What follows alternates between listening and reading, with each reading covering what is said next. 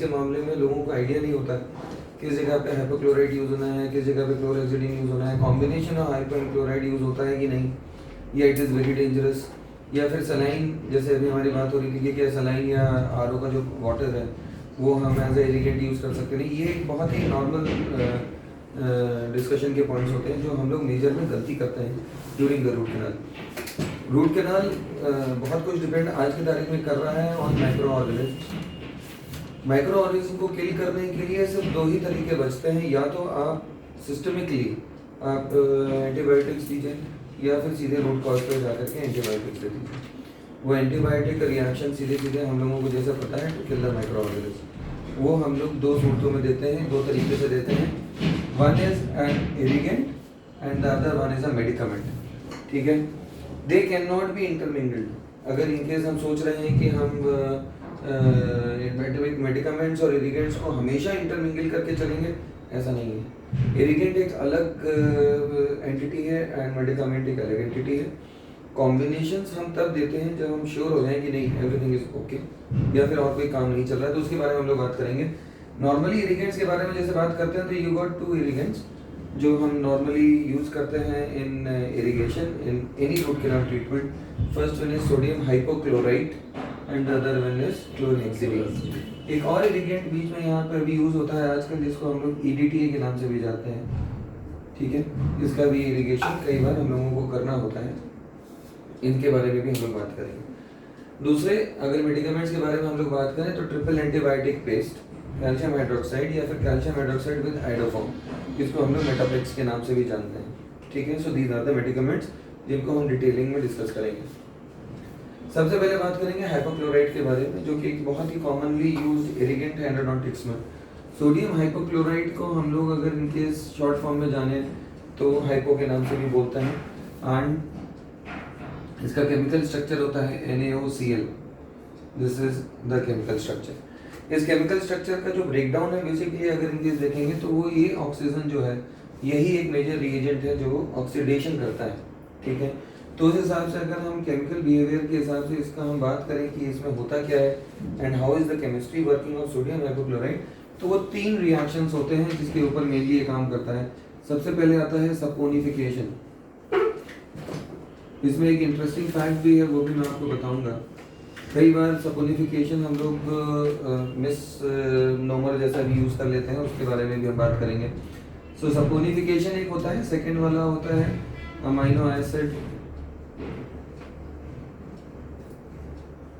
Neutralisation.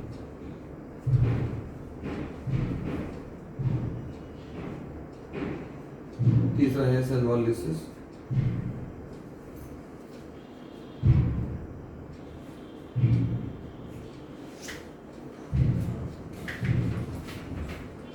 ठीक है, सो ये बेसिकली तीन तरीके हैं जिनके ऊपर आपका सोडियम हाइपोक्लोराइड रिएक्ट करता है या काम करता है। जैसे हम लोगों का नाम पता चल रहा है सपोनिफिकेशन, यहाँ पे एक टर्म है आप लोगों ने अगर इनके सुना हो, सोडियम लॉरियल सल्फेट, ये नाम सुना है। ओके, इसको याद करने का तरीका या इसको लिंक करने का तरीका जैसे मैंने समझा था, लॉरियल हम सबने नाम सुना है जो आपके ब्रांड है एक तरीके का, जहाँ पे बुटीक्स वगैरह होते हैं, ये वो आपके पार्लर्स वगैरह है। सो वो लॉरियल जो नाम है वो बेसिकली नाम इसी से है बिकॉज कोई भी शैम्पू या सोप या फिर आपके जितने भी इस तरीके का कॉस्मेटिक का काम है which does the cleansing part, cleanliness वाला पार्ट, वो बेसिकली इसी केमिकल की वजह से करता है जिसको हम सोडियम लॉरियल सल्फेट के नाम से जानते हैं। ठीक है, एंड जो इसमें भी बनता है मतलब NaOCl व्हेन इट कंबाइंस आपको ये एक प्रोडक्ट बनता है जिसकी वजह से ये जो टर्म है सपोनिफिकेशन दिया गया है, मतलब सोप फॉर्मेशन, मतलब सोप का जो काम है वो भी ये करता है। ठीक है, सेकेंडली आ जाता है आपका amino acid neutralization. Amino acid neutralization मतलब ये हुआ कि जो सेल वॉल है उसके ऊपर अमाइनो एसिड्स होते हैं। तो सबसे पहले जैसे अगर इनके सोप से अगर आप हाथ धो तो होता क्या है, ड्राइनेस जैसी कॉज हो जाती है कई बार, इसी वजह से अब जो सोप्स हैं विद मॉइस्चराइजर्स आने लगे, बट आइडली अगर इनके देखो मेडिकेटेड सोप्स कॉज ड्राइनेस। वो ड्राइनेस क्यों करते हैं, क्योंकि सरफेस रिएक्टिविटी को बढ़ा देते हैं। तो सोप का काम बेसिकली क्या है, सरफेस रिएक्टिविटी को बढ़ा देना, मतलब किसी चीज़ को चिपकने की टेंडेंसी को बढ़ा देना। मतलब अगर इन केस मैं इस सरफेस को वॉश कर दूं सोप से तो इसके ऊपर गंदगी अब ज़्यादा चिपकेगी, सिंपल सा कॉन्सेप्ट है। ठीक है। So that is saponification. तो सबसे पहले ये क्या करेगा, इंट्रा कैनाल मतलब कैनाल के अंदर जैसे ही आप सोडियम हाइपोक्लोराइड को डालेंगे ये कैनाल्स को वॉश कर देगा सपोनिफिकेशन से। इसके अंदर जो भी चीज़ होगी वो जल्दी अडहेयर करेगी। तो मतलब अगर इनके माइक्रो ऑर्गेनिज्म होंगे तो वो भी वॉश हो जाएंगे। वॉश होने के बाद फॉरन उसके ऊपर की कोई भी चीज़ होगी उसके ऊपर अडहेयर करेगी। ठीक है। ये जो ऑक्सीजन है सेकेंड नंबर पे जो निकलता है, ठीक है, तो ये जो है cell wall lysis and amino acid neutralization and the third one is chloramination reaction. Chloramination, ठीक है। सो बेसिकली क्या हुआ कि आपका सबसे पहले सपोनिफिकेशन हुआ। सपोनिफिकेशन होने के बाद में अमीनो एसिड न्यूट्रलाइजेशन, मतलब जो माइक्रो ऑर्गेनिज्म है उनकी जो सेल वॉल है उस सेल वॉल का जो अमीनो एसिड है उसको ये डीनेचर कर देगा, किससे, ऑक्सीजन से। तो इसका हर एक पार्ट अलग अलग काम कर रहा है। सोडियम बना रहा है sodium lauryl sulphate, amino acid neutralization कर रहा है ऑक्सीजन, क्योंकि ये नेसेंट ऑक्सीजन है। ये ऑक्सीजन अनस्टेबल स्टेट में होता है। जब ये टूटता है बेसिकली तो ये Na+ एंड OCl- में निकलता है। ये अनस्टेबल है। Cl के पास में एक वैलेंसी, ऑक्सीजन सेटल होने के लिए 2 वैलेंसी चाहिए जो इसके पास में नहीं होती है। सो बेसिकली ये और टूटता है तो टूटने के बाद में ये नेसेंट ऑक्सीजन निकाल देता है O, single O, which is highly reactive and very high oxidation cause करता है। ये करने के बाद में ये अमीनो एसिड्स के ऊपर जाता है। ब्रेक होने के बाद में अमीनो एसिड को ये डीनेचर कर देता है। डीनेचर करने के बाद में सेल वॉल की लिसिस हो जाती है, मतलब सेल वॉल टूट गई।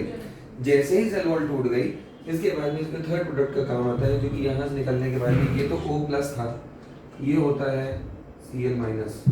Cl- is again very highly reactive. इसको अपनी वैलेंसी अपने आप को कवर करनी है तो ये सीधे Cl जा करके सेल वॉल के अंदर चला जाता है and the chemical reaction causes chloramination. ठीक है।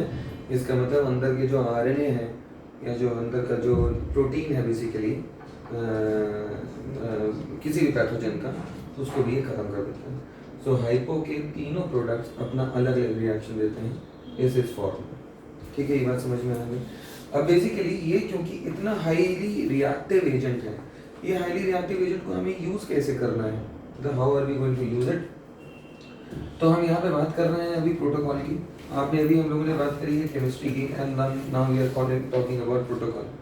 प्रोटोकॉल में बेसिकली करना क्या है, हाइपो को जब भी आप प्लेस करें कैनाल के अंदर, you need to keep it place it with a specialised needle, जिसको हम लोग साइड वेंटेड नीडल के नाम से भी जानते हैं। वो साइड वेंटेड नीडल अभी आपको दिखाई जाएगी, उसमें टिप के बजाय साइड में वेंट होता है। ठीक है। पुराने लोग जब यूज करते थे तो they used to use it with a bevel.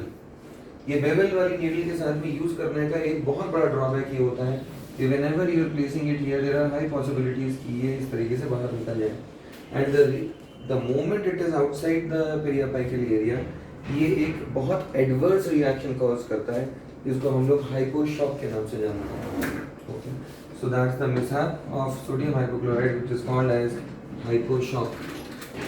ठीक है, इसके बारे में थोड़ा आगे आकर के बात करेंगे हाइपोशॉक के बारे में, होता क्या है इसमें से आपने। अब आपको अगर इनकेस ये नीडल प्लेस करनी है, so if you have the working length, अब आपके पास में क्योंकि आपने एक्सेस ओपनिंग करी थी, एक्सेस ओपनिंग करने के बाद में आपके पास में वर्किंग लेंथ रेडी है। वो वर्किंग लेंथ सपोजिटली मैं यहाँ से यहाँ तक मानता हूँ 18 मिलीमीटर की है, supposedly 18 millimetres. We are going to keep this needle at 1.5 mm short,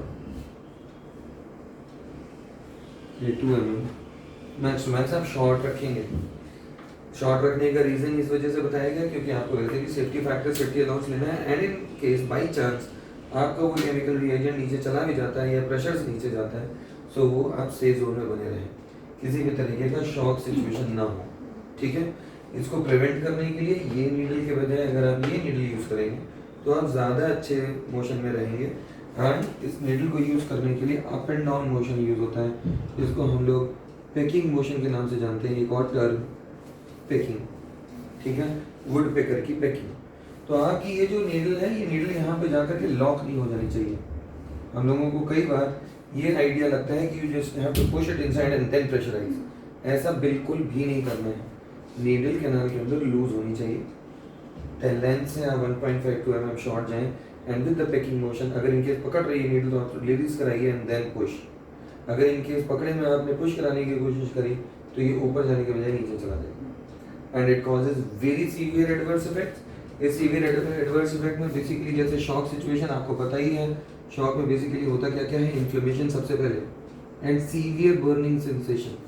severe, I have seen only one patient in my life till yet जिसमें हाइपो शॉक मैंने देखा था, पूरा एरिया एकाइमोसिस से हो गया था, this whole area went of red, swelled up and the person was running in the whole clinic because of pain and वो swelling मुझे दिख रही थी बढ़ते हुए, मतलब with in a fraction of seconds, मतलब 20 से 25 सेकेंड में वो इतना बड़ा हो चुका था, इतना बड़ा। अच्छा प्रॉब्लम क्या है, ये जो सारा रिएक्शन है ये तो आप रोक नहीं पाओगे, अब ये बोन के अंदर हो रहा है। Just imagine something here is causing all these reactions to happen and यहीं पे आपकी blood vessels and nerve fibre है, यही सबसे ज़्यादा प्रॉब्लम क्रिएट कर देता है because these many times burst. वो जो एकाइमोसिस होती है वो कई बार इस जगह की जो लोकल कैपिलरीज होती है वो बर्स्ट कर जाती है because of these reaction, oxidation के रिएक्शंस की वजह से। एंड व्हेन दिस हैपन तो वो पूरे एरिया में एकाइमोसिस कॉज कर देता है and that takes months to go and severe pain. अब बेसिकली इसमें अगर होता क्या क्या है तो inflammation, burning, pain and might be paresthesia, mild या might be paresthetic situation, paresthesia। अगर in case ये nerve damage की तरफ चला गया then you are into a big problem, ठीक है। So you have to be very careful while doing aeriation, मतलब एक छोटा सा केमिकल उसकी 2-4 बूंदें ही इतना बड़ा प्रॉब्लम कॉज कर सकती है, ठीक है। कंट्रोल कैसे करते हैं, very good.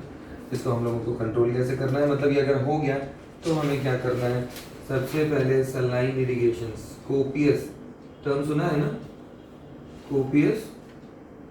Copious saline irrigation. मतलब करना क्या है कि आप क्लिनिक में सबसे पहले तो पेशेंट को इतना सीवियर पेन हो रहा होगा कि वो पैनिक सिचुएशन में चला जाएगा, ठीक है। वो शॉक सिचुएशन वाले पेशेंट का बीपी भी शूट कर चुका होगा एंड वो बिल्कुल एप्रीहेंसिव हो चुका होगा। So you have to calm down the patient. इस एपेक्स को आप ओपन कर दीजिए 3-4 गुना, बिकॉज ये ऑलरेडी एनेस्थेटाइज सिचुएशन में होगा या फिर हो सकता है नॉन वाइटल सिचुएशन में हो। So it is not going to cause a lot of problem. So you have to open up the apex, मतलब आप इस एपेक्स को अगर इन केस इस तरीके का था, इफ दिस वाज अप्रॉक्सीमेटली से 20, so you have to make it 40 at least, ठीक है। ओपन करने के बाद में आपकी नीडल आप जो यूज़ कर रहे हैं वो ऐसी होनी चाहिए विच कैन गो पेरियापाइकली। अब आपको नीडल बाहर ले जानी है, अभी तक हमने कभी भी नीडल बाहर नहीं ले जाई है, ठीक है। So now you need to go outside and that also don't has not to be fixed inside, loose होनी चाहिए, ठीक है। करने के बाद में आप सलाइन का कोपियस इरिगेशन करिए ताकि जितना भी इरिटेंट है वो अपने आप बाहर निकल जाए, वॉश आउट हो जाए। जितना वॉश आउट हो जाएगा उतना अच्छा। धीमे धीमे पेशेंट को आप इमीडिएटली, सबसे पहले जब भी आप पेशेंट को, जब इस तरीके के पेशेंट को डील करें तो आप उसको इमीडिएटली कीटोरॉल डीटी या एनेस्थीसिया ज़रूर दे दें ताकि उस जगह का जो पेन है वो थोड़ा सा लोकली सबसाइड हो जाए। जैसे ही सबसाइड हो जाएगा आप उसको धीमे धीमे अपने कंट्रोल में ला करके ये काम कर सकते हैं। तो आप कैनाल ओपन करें, कैनाल ओपन करने के बाद में आप इस तरीके का कोपियस इरिगेशन करें एंड स्टेरॉइड्स कंपलसरी हो जाएंगे ऐसे वाले केस में, ठीक है। स्टेरॉइड्स का पूरा एक रिजीम होता है वो मैं अभी आपको बताऊंगा। तो ये आप इंसान घर पे जाने के बाद में स्टेरॉइड्स विद एंटी इन्फ्लेमेटरी, हाँ $0 या कुछ भी आप इस तरीके से दे सकते हैं या हाँ, ठीक है। अब इसको करना कैसे, ये बात यहाँ पे समझ में आ गई, क्लियर है। सो हाइपो को हम यूज कैसे कर रहे हैं ये समझ में आया। साइड वेंट्रल नीडल इन लोगों को दिखानी होगी, साइड वेंट्रल नीडल निकाल लें। ये आपकी साइड वेंट्रल नीडल है। टू एक्टिवेट मतलब ये है कि अगर इनकेस आपके पास में एक ऐसा ऑपरेटरी है जैसे हम लोगों की ऑपरेटरी, कॉन्टिन्यूस एसी में आप काम कर रहे हैं या फिर ये जो टेम्परेचर चल रहा है विच इज़ आपके ठंड के टेम्परेचर ऑन, ओके, सो ठंड के टेम्परेचर में, so the working efficiency of any irrigant is reduced. तो उसको या तो आपको एक्टिवेट करना होगा। तो एक्टिवेट हम 2 तरीके से करते हैं, या तो आप उसको हीट करो, हीटिंग एक्टिवेशन बेसिकली 2 तरीके से, ठीक है। एक्टिवेशन ऑफ हाइपो क्यों करना ज़रूरी है हम इसके बारे में भी बोलेंगे। हीटिंग के से भी कर सकते हैं, मतलब आप प्री हीट करके डाल दीजिए। सेकेंड नंबर पे आता है मैकेनिकल, ठीक है। So these are the two things. अब इसका जो प्री हीट करने का जो टेक्निक है वो 40 डिग्री सेल्सियस तक आपको मैक्स टू मैक्स लेकर के जाना है, इससे ज़्यादा आपको नहीं लेकर के जाना है, ठीक है। बॉडी टेम्परेचर से 5 डिग्री सेल्सियस अगर इनकेस ज़्यादा हम करना स्टार्ट करते हैं तो बॉडी डीनेचर होनी स्टार्ट हो जाती है। सो 37 डिग्री सेल्सियस से 40 इज अप्रॉक्सीमेटली 3 डिग्री ओनली। अगर हम 5 से 7 डिग्री सेल्सियस के ऊपर चले जाएंगे and by chance this irrigant touches any vital tissues, वो वाइटल टिश्यू जलने लग जाएगी।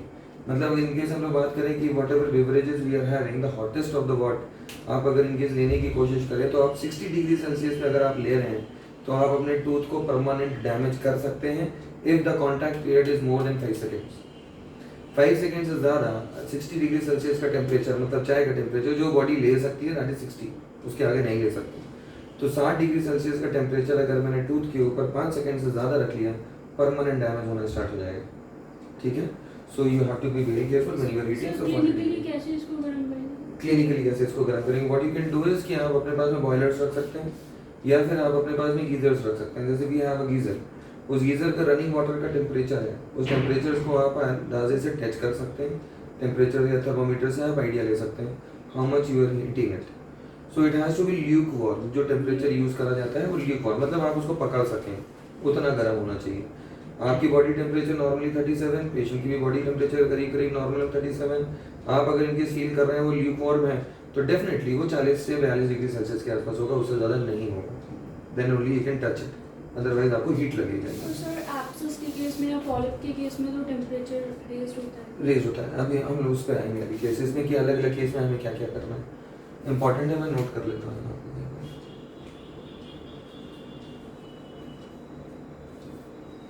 ओके, सो बेसिकली क्या है कि 40 डिग्री सेल्सियस पे आ गए।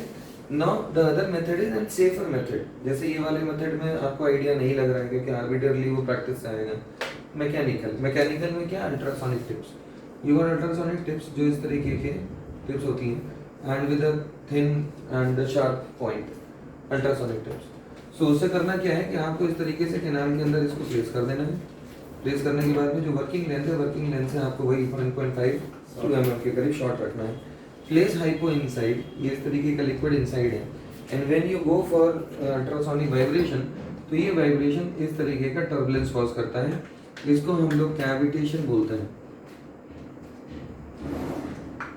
कैविटेशन कॉज करता है ये। And the other term is, आप लोगों ने कहीं सुना होगा कि नया एंडोसोनिक एक्टिवेटर आया हुआ है, जैसे ऑरिकैम का भी इस समय काफ़ी हिट चल रहा है, ठीक है। मर्चेंडाइज वाले बेचने के लिए आते भी हैं आपके पास में। आपके पास में ऑलरेडी उसका सब्सटीट्यूट होता है क्लिनिक पे, देन टू वी इन्वेस्ट। वो इंस्ट्रूमेंट बेसिकली 40,000, 50,000, 60,000, 70,000 इससे जाते जाते और ऊपर जाता है, which makes no sense. In a 1500 tip can do the same job, ठीक है। तो आपके पास में ऑलरेडी ये है। And the other thing is what they cause is acoustic streaming. ये एक इम्पॉर्टेंट टर्म है। अकॉस्टिक स्ट्रीमिंग हम लोगों को बचपन से पता है क्या होता है। भंवर सुने हैं आप लोगों ने? सो ये भंवर है और कुछ नहीं है। होना क्या है बेसिकली, आप लिक्विड में अगर इनकेस आप अज्यूम करिए whenever you are sitting on a boat and वो जो आपके पैडल्स चलते हैं तो उसमें एक बनता है इस डायरेक्शन में और एक बनता है इस डायरेक्शन में, यही भंवर है। ये वाला बनेगा इस डायरेक्शन में एंड ये वाला बनेगा इस डायरेक्शन में, सॉरी ये वाला बनेगा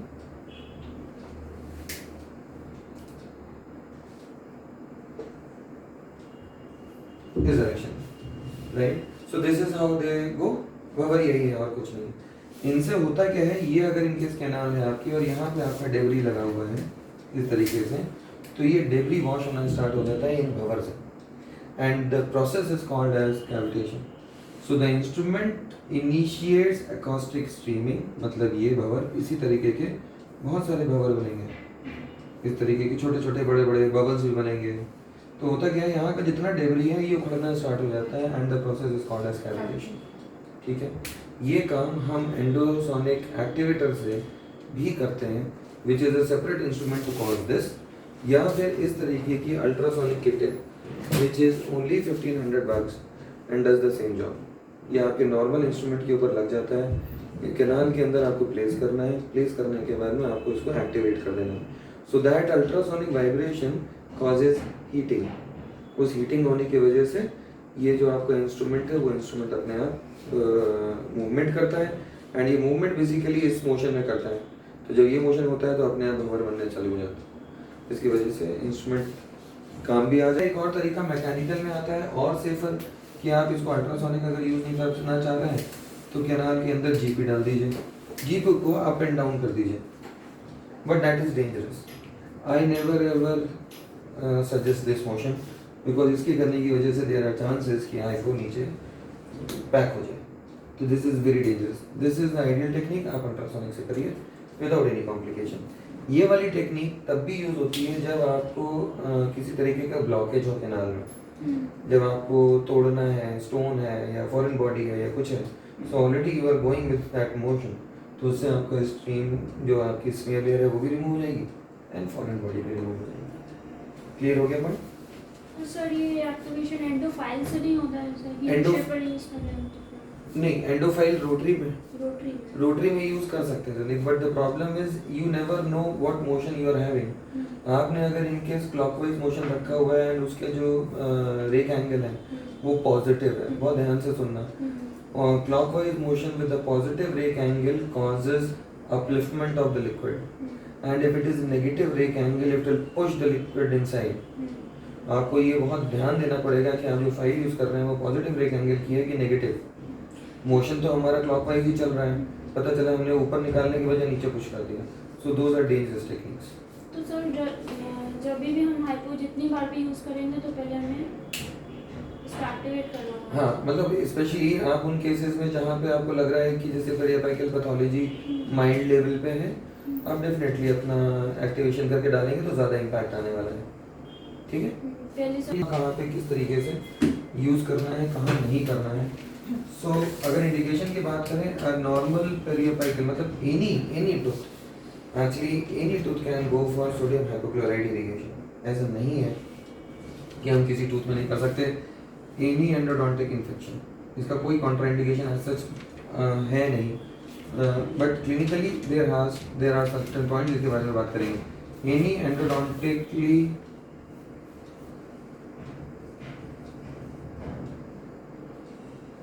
involved tooth can go for hypoirrigation। ठीक है, मेरा एक पर्सनल assumption है जिसके बारे में मैं यहाँ पे थोड़ा सा डिस्कस करूँगा। ओजिंग कैनाल्स या फिर लार्ज पेरियापाइकल केसेस, पहला। सेकेंड, ब्लंडर बस canals can be avoided. I am putting it as can be avoided. Reason है उसके पीछे। Okay. Why I am saying this is पेरियापाइकल में अवॉइड करना पड़ेगा ना? नहीं, पेरियापाइकल कौन से पेरियापाइकल? पेरियापाइकल एक्सेस अगर है तो हम ये हाँ, मैं कह रहा हूँ लार्ज पेरियापाइकल केसेस में आपको, हाँ मतलब इसको अवॉइड करना है, मतलब ये कॉन्ट्रा इंडिकेशन, ये ऊपर हो गया इंडिकेशन, यहाँ पे है कॉन्ट्रा इंडिकेशन। ठीक है, सो अगर इनकेस ओजिंग कैनाल्स है, ओजिंग कैनाल्स मतलब क्या हुआ, आपने जैसे आपने रेडियोग्राफ में देखा, you got a big abscess, आपको पता है कि the moment I am going to open up the chamber, इसके अंदर से पस डिस्चार्ज होना स्टार्ट हो जाएगा।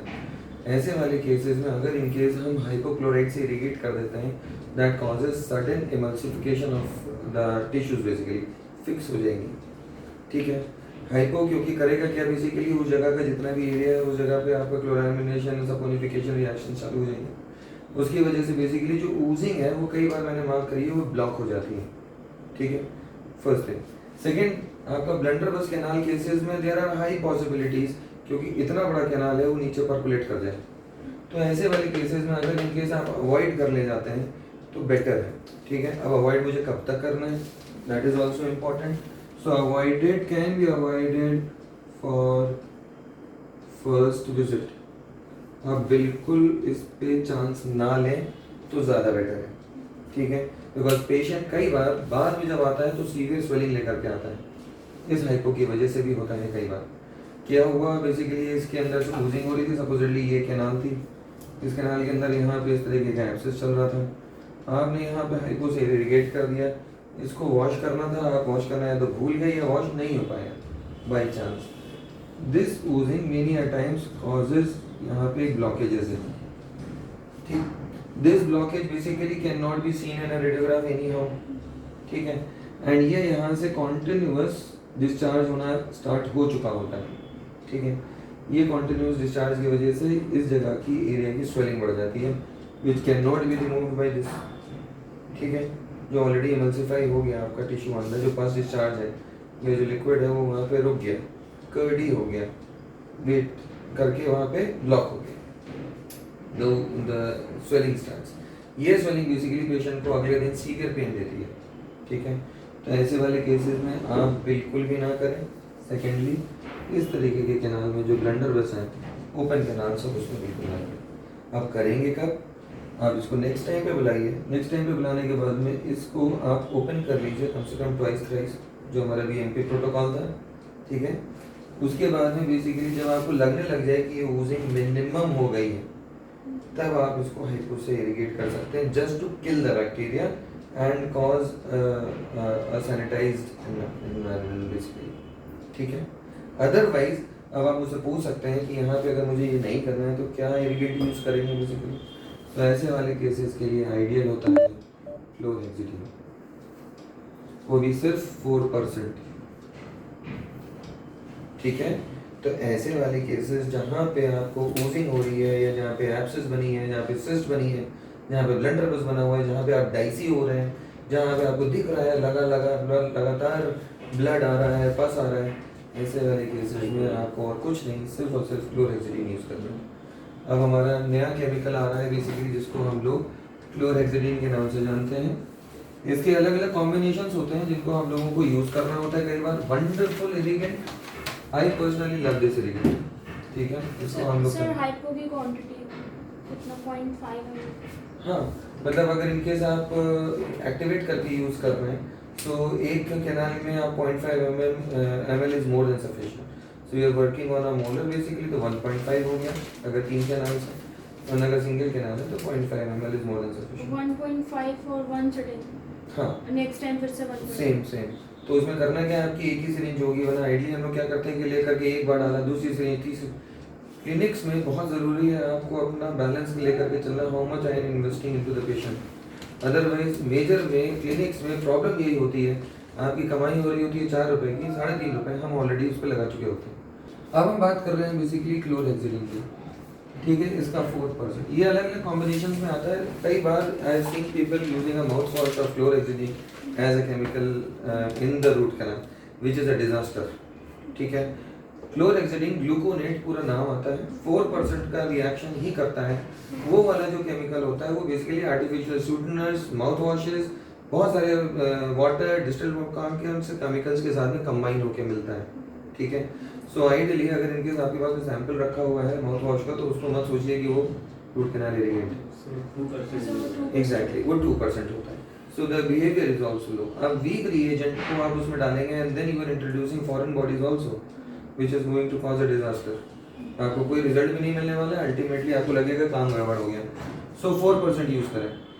अब बेसिकली इंपॉर्टेंट बात यहाँ पे आती है, हम लोगों ने जैसे इंडिकेशन में बात करी, तो इंडिकेशन में आपके 2 आ गए, या तो सिस्ट आ गया, मतलब पेरियापाइकल है, ग्रैनुलोमा है ना, या एब्सेस है बड़ा, उस वाले केसेस में तो डेफिनेटली यूज़ करिए ओजिंग के साथ। एक बहुत इंपॉर्टेंट पॉइंट है ओजिंग के साथ कैनाल के अंदर।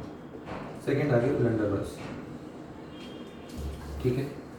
अब बेसिकली इसको यूज़ करने का एक टेक्निक है जिसको हम लोगों को यूज़ करें, कैसे करना है, कितना यूज़ करना है, हम उसके बारे में भी बात करेंगे। क्लोरहेक्सिडिन एंड हाइपोक्लोराइड या EDTA कोई भी इरिगेंट हो जाए, प्रोटोकॉल सबका सेम है, 1 to 1.5 mm शॉट रखना है पहली विजिट पे, ठीक है। बिकॉज आप एक तरीके का केमिकल रिएक्शन करवाना चाह रहे हैं बॉडी के अंदर, आप एक फॉरेन बॉडी इंट्रूजन करा रहे हैं पेरियापाइकल एरिया में या पेशेंट की बॉडी में, तो you don't want the chemical to go out of the apex in the first visit, ठीक है। ये करने के बाद में आप सबसे पहले 3-4 60 बजे तो जैसे तो आपका 2% था नहीं तो वो रिएक्ट नहीं करेगा। देखो हम लोगों ने सबसे पहले जब कैनाल के बारे में बात करी थी, हम लोग ने जब बीएमपी के बारे में बात करी थी कि क्यों हमारे लिए लास्ट का 1/3 सबसे इम्पोर्टेंट है, because you have maximum numbers of literal and necessary canals. Yes अगर इनकेस आपने इसी एरिया को साफ नहीं किया तो आपके रूट कैनाल का कोई मतलब नहीं है। ये बेसिक चीज मान के चलना, आपका ये एरिया फोकस एरिया है रादर देन ऊपर वाला एरिया। तो अगर इनकेस आपने इस एरिया को साफ नहीं किया, आप 100% प्रॉब्लम में हैं, आज नहीं तो कल है, ठीक है। तो इस वजह से you need to clean this. इसको क्लीन करने के लिए वही तरीका बचता है कि आप इतना यहाँ से 1.5 mm शॉर्ट रखें अपनी नीडल एंड देन इरिगेट, ठीक। तो क्लोरेक्सिडिन में भी हम यही करेंगे, ठीक है। बात समझ में आ गई, इसमें कोई कंफ्यूजन तो नहीं है।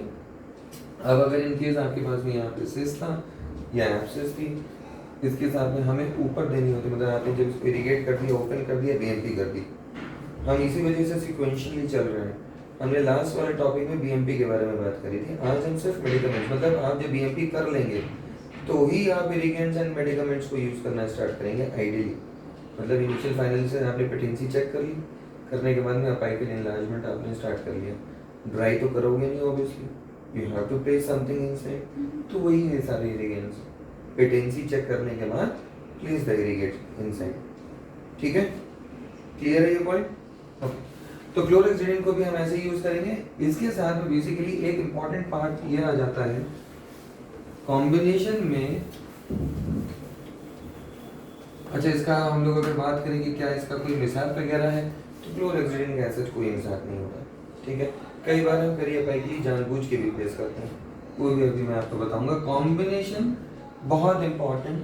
दो केमिकल्स जो मोस्ट कॉमनली यूज्ड केमिकल्स अगर इनके साथ में मिला दिए जाएं, हाँ हाइपोक्लास एडीपी नहीं, क्लोरेक्सिडिन और हाइपो अगर इनके साथ में मिला दिए जाएं तो they make a chemical which is called as para chloro aniline which is poison basically. मतलब severely disastrous and causes severe emulsification, severe death to the living tissues, and these should never ever be kept together। मतलब अगर इनके साथ ये भी सोच रहे हैं कि आपने एक सिरिंज में आज अभी हाइपो यूज़ किया है उसी में आप दूसरा डालने वाले हैं, तो आपके साथ में एक बहुत बड़ा डिजास्टर होने वाला है।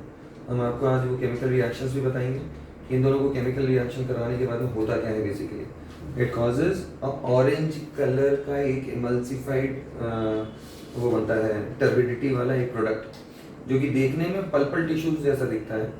कई बार लोग इसको मिसअंडरस्टैंड भी करते हैं, सोचते हैं कि ये पल्प टिश्यूज निकल रही हैं अंदर से, but those are not pulp tissues, that's poison जो उनके साथ है। एंड इफ इसका बहुत ही माइन्यूट सा भी फ्रेगमेंट पेरियापाइकल एरिया पे रह गया, ये सीवियर डिजास्टर कॉज करने वाला है, ठीक है।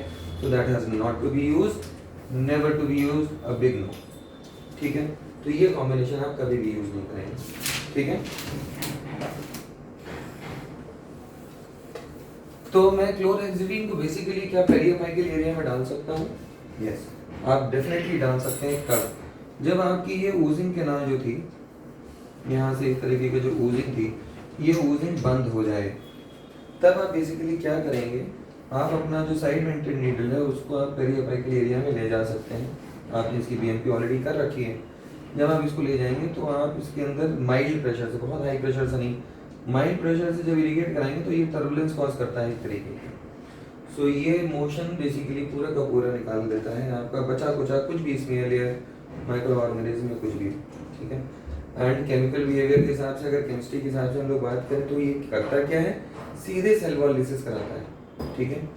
क्लोरेक्सिडिन को हम लोग माइल्ड इरिगेंट जैसा लेकर के भी चल रहे हैं, एम आप भी चल रहे हैं ना, it is mild but is ideal irrigant. बहुत ध्यान रखना क्योंकि कई बार क्लिनिक्स में गड़बड़ हो जाती है। Ideal irrigant for RCT cases, ideal क्यों? Because it is 100% lethal against E. faecalis, which is the major organism basically causing endothelials। कुछ जा गर्म पानी कर दूंगा।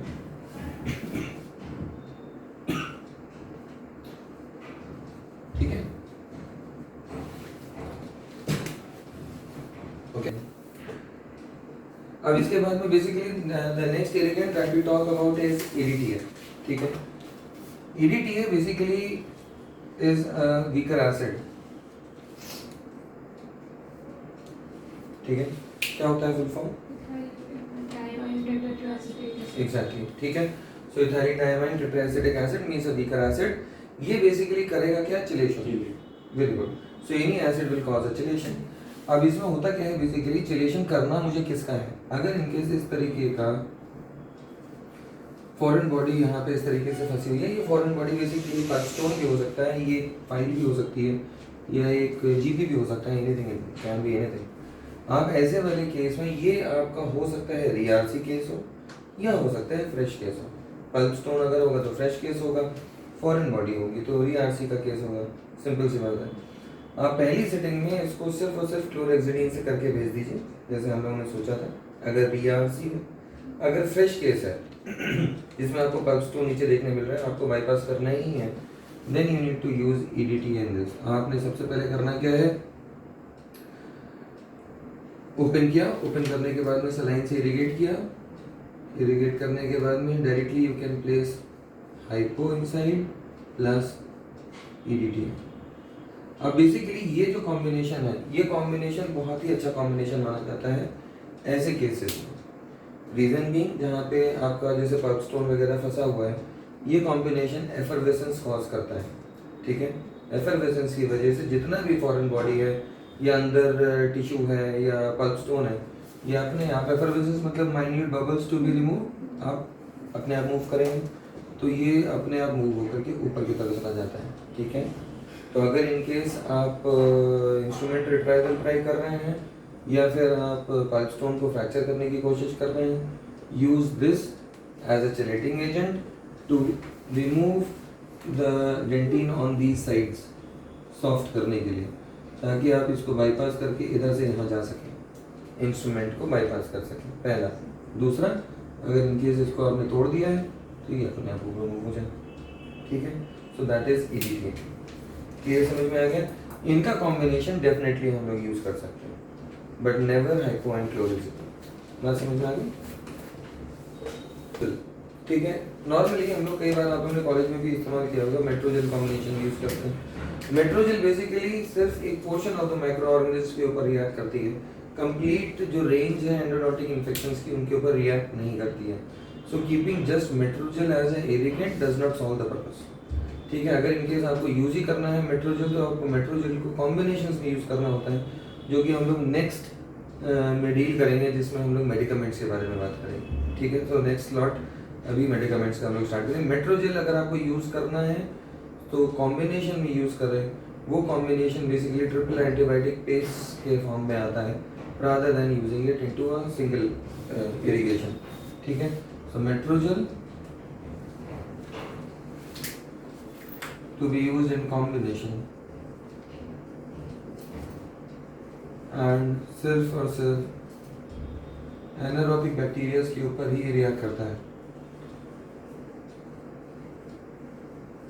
ठीक है, बाकी और किसी पे रिएक्ट नहीं करता।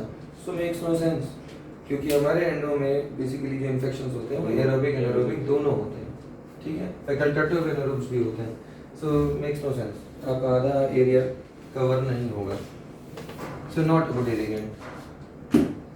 अब हम लोग बात कर रहे हैं ट्रिपल एंटीबायोटिक पेस्ट की। अभी हम लोग ने नाम सुना ट्रिपल एंटीबायोटिक पेस्ट का। अभी तक आपने करा क्या है, आपने इरिगेशन ट्राई किया। इरिगेशन ट्राई करने के बाद में आपने ट्राई देखने की कोशिश करी कि क्या मेरा इन्फेक्शन हील हो गया। अगर इन केस कई बार हम लोगों ने देखा है आपने किया बट हील नहीं हुआ, those type of tooth basically cause a lot of pain to the dentist also and to the patient also. इस वजह से जानना जरूरी है कि कब मुझे अब शिफ्ट कर देना है। जैसे आपने इरिगेशन प्रोटोकॉल ट्राई किया, आपने 2 सिटिंग्स तक देखा कि मेरा इरिगेशन चल रहा है, पेशेंट की ऊजिंग बंद नहीं हो रही है, immediately switch over to your medicament side. ये आपके एमिनेशंस हैं, ऐसे मान के चलो कि these are your ammunitions which you need to shoot towards the microorganism. आपने पहले माइल्डर वाले से ट्राई किया कि नहीं भाई मैं अपने से वेरिगेंट से काम कराऊंगा, वेरिगेंट ने अगर काम नहीं किया तो सीधे सर्जिकल स्ट्राइक करो। वो सर्जिकल स्ट्राइक बेसिकली जो होती है that is done with your medicaments. वो medicaments in combination with the irrigants अगर इनकेस कहीं ज़रूरत पड़े तो कॉजेज मार्वलेस रिजल्ट्स। ठीक है, वो मार्वलेस रिजल्ट्स में सबसे पहले हम बात करते हैं ट्रिपल एंटीबायोटिक पेस्ट की, जो कि नॉर्मली हम लोगों को यूज़ करना होता है अगेन जैसे वीपिंग कैनाल्स, आपने नाम सुना है? यस वीपिंग कैनाल्स में होता क्या है बेसिकली एग्जैक्टली बहुत पुराना कोई टूथ हो जो एंडोडोंटिकली इन्वॉल्व हो चुका हो, उसमें आप बहुत बार ट्राई कर रहे हैं, आपका कोई भी केमिकल, आपका कोई भी इरिगेंट आप ट्राई कर रहे हैं, but you are seeing that the oozing is not stopping. अगर इनकेस वो ऊजिंग स्टॉप नहीं हो रही है तो उस वाले कैनाल को हम लोग या किसी एक कैनाल से या पूरे टूथ से भी हो सकता है, that is called as weeping canal. होता क्या है, नीचे इन्फेक्शन, वो इन्फेक्शन खत्म नहीं हो रहा बेसिकली, तो हम ट्रिपल एंटीबायोटिक पेस्ट यूज करते हैं। Adult dose and paediatric dose अलग अलग है।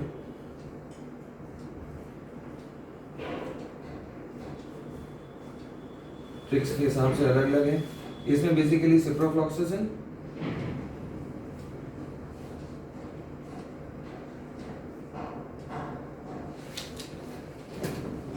मिनोसाइक्लिन एंड मेट्रोजेल, ये बेसिकली जो केमिकल्स हैं ये हम लोग यूज़ करते हैं। ठीक है, जिसका अलग अलग डोजेज होता है। ये doses basically paediatrics and adult के हिसाब से अलग अलग बनती है। अगर इनकेस आप एडल्ट यूज़ कर रहे हैं तो यहाँ बनेगी 625, पेडियाट्रिक्स में बनेगी 325, यहाँ पे आ जाएगी 200 मिनोसाइक्लिन, यहाँ आ जाएगी 100, 400 आ जाएगी मेट्रोजेल एंड 200 आ जाएगी पीडियाट्रिक डोज। ठीक है, इस हिसाब से आपको अपना ये ट्रिपल एंटीबायोटिक पेस्ट बनाना होता है।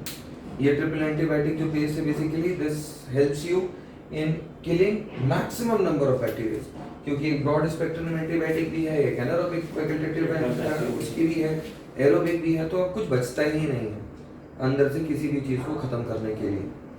दिस 375 और 375 पीडियाट्रिक डोज इज 375। ठीक है, सो बेसिकली आप इस तरीके से इसको यूज़ करिए। यूज़ करने के बाद में इनका कॉम्बिनेशन बनाना होता है। कैल्शियम हाइड्रोक्साइड बहुत पुराना, वेल डॉक्यूमेंटेड, वेल यूज, सबने नाम सुना हुआ कैल्शियम हाइड्रोक्साइड।